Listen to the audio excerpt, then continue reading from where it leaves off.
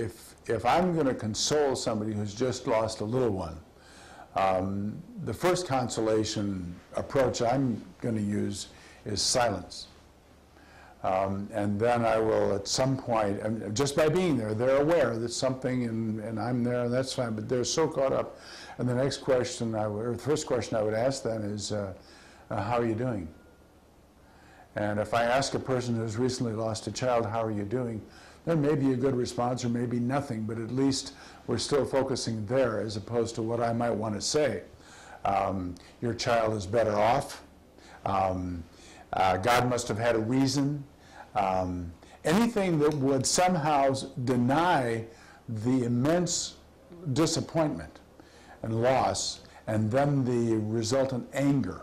Anything that would somehow deny that or defer it is just so disingenuous, and it's disrespectful, both to the person who's had the loss and the person who's lost. I think the question of maybe how long do we live, or in the Bible there's one of the Psalms that says, how then shall we live? That question is really a metaphysical question that right now we're looking at with the medical community. I mean, we've got people living into their 90s, 100 plus, and their brains, their minds are in some condition, maybe gone, but the body is chugging along. And we could say there is no life, but on the other hand, we're not the ones who are to judge whether there's life or not.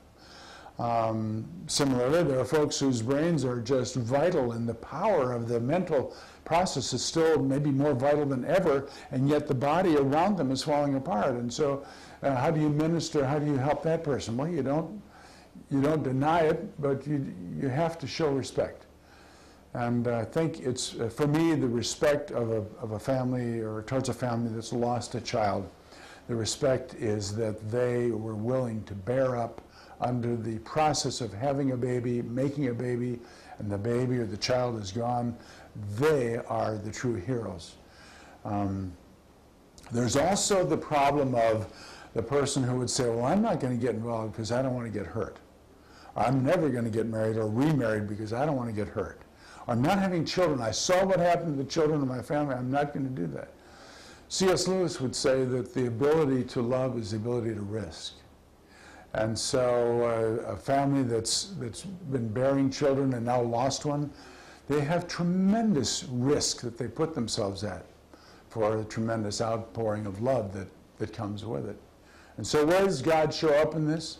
I think, I'm looking down here for a minute, I think that for the family or for the people who don't have a relationship with higher power, with God as an active, vital being, I think then there's a real void that is hard to fill. There's also the question of, do I have God because I need him? Did I create God out of some need that I have for having a God? And so I think those are the questions that then later on, after the initial grieving and after some of the questions that come, where is God if he is? I think then later on, those are good conversations to have, but certainly not at the beginning of grieving. At the beginning of grieving, it has to be the human touch.